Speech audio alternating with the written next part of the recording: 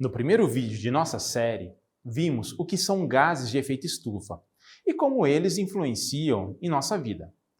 Hoje, vamos ver como esta questão vem sendo tratada e quais mecanismos podem ser adotados para encontrarmos uma solução. E não esqueça de deixar o like e de nos seguir nas nossas redes sociais. Vem comigo!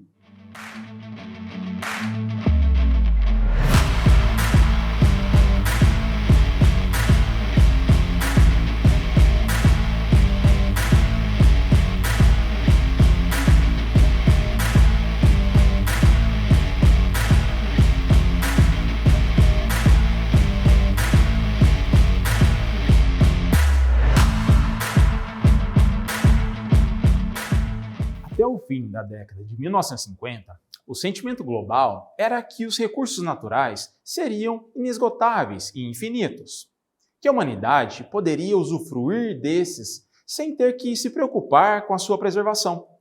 Porém, em meados da década de 1960, os países desenvolvidos começaram a notar que a industrialização causava problema na harmonia ambiental. Rios sujos, atmosfera poluída e secas em algumas partes do globo acenderam um alerta que a situação não era tão confortável.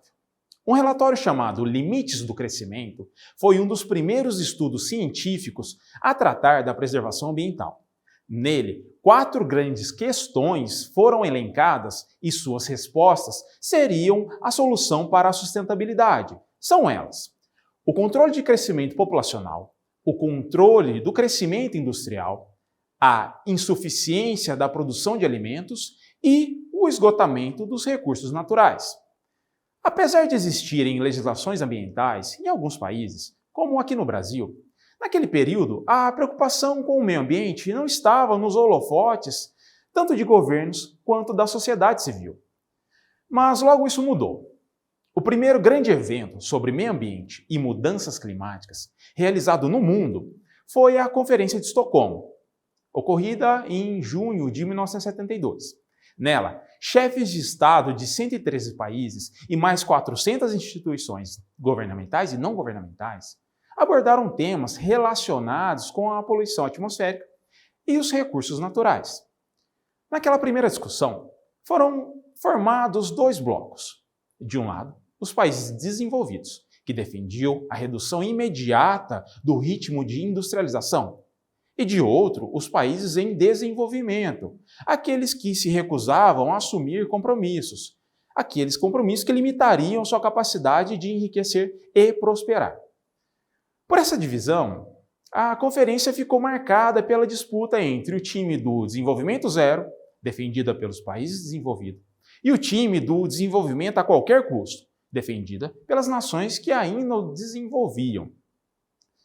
Mesmo sem um acordo concreto, deste encontro resultou a Declaração da Conferência das Nações Unidas sobre o Meio Ambiente Humano, que foi o primeiro documento do direito internacional que vinculou o direito humano ao meio ambiente de qualidade, além de inserir as questões ambientais nas agendas governamentais e na discussão pública.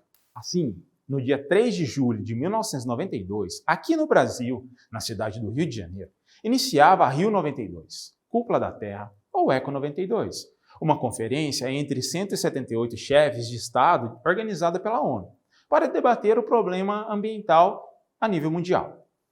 A convenção buscou introduzir a ideia do desenvolvimento sustentável em um modelo de crescimento econômico menos consumista e mais adequado ao equilíbrio ecológico. Da mesma forma que na Conferência de Estocolmo, as organizações não governamentais também estavam presentes nas discussões.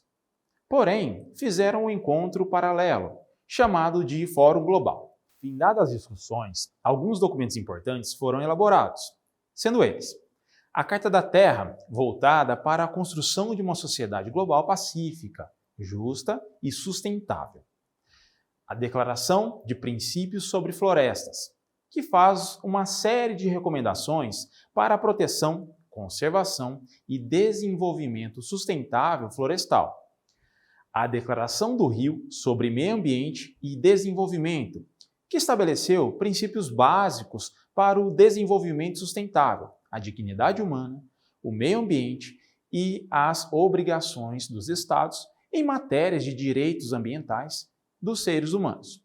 A Agenda 21 foi um dos principais resultados da Rio 92. Na agenda, ficou estabelecida a importância de cada país a se comprometer em todos os setores da sociedade para solucionar os problemas socioambientais. Também foram elaboradas 3 convenções fundamentais para traçar o futuro da preocupação climática no mundo. A Convenção sobre a Diversidade Biológica, tratando da conservação e do uso racional da biodiversidade. A Convenção das Nações Unidas de Combate à Desertificação, tratando da redução da desertificação e da seca. E, finalmente, a Convenção Quadro das Nações Unidas sobre a Mudança do Clima, buscando balizar as mudanças climáticas globais. Este tratado foi firmado por quase todos os países do mundo e tem como objetivo estabilizar a concentração de gases do efeito estufa na atmosfera. Vamos entender como o mundo foi dividido nesse tratado. Os signatários da Convenção Quadro são separados em 3 grupos.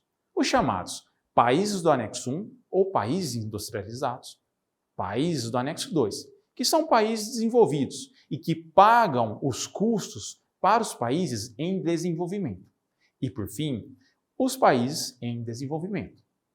Ficou estabelecido que os países do Anexo 1 concordariam em reduzir as suas emissões, especialmente dióxido de carbono, a níveis abaixo daqueles de 1990, para tentar frear os impactos do aquecimento global.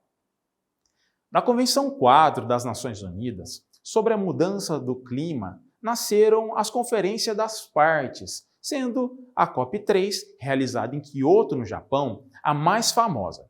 Em 1997, na cidade que lhe deu nome, foi aprovado o famoso Protocolo de Kyoto.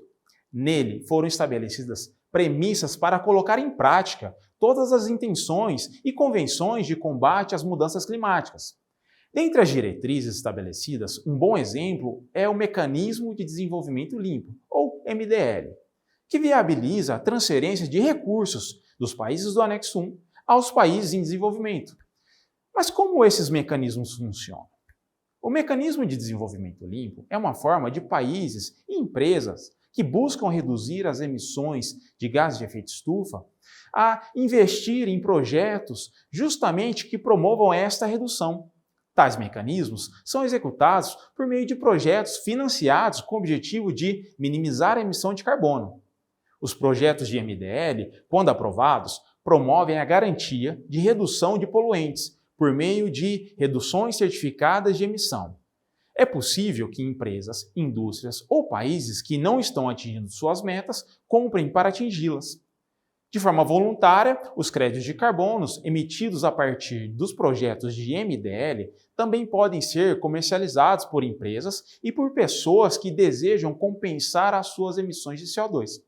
A quantificação dessa redução de poluente é traduzida como créditos de carbono. Essas medidas servem para calcular a redução das emissões de gases do efeito estufa e seu valor de comercialização. Mas isto é assunto para o nosso próximo vídeo. Como sempre, não esqueça de curtir, deixar um comentário e compartilhar. Até mais!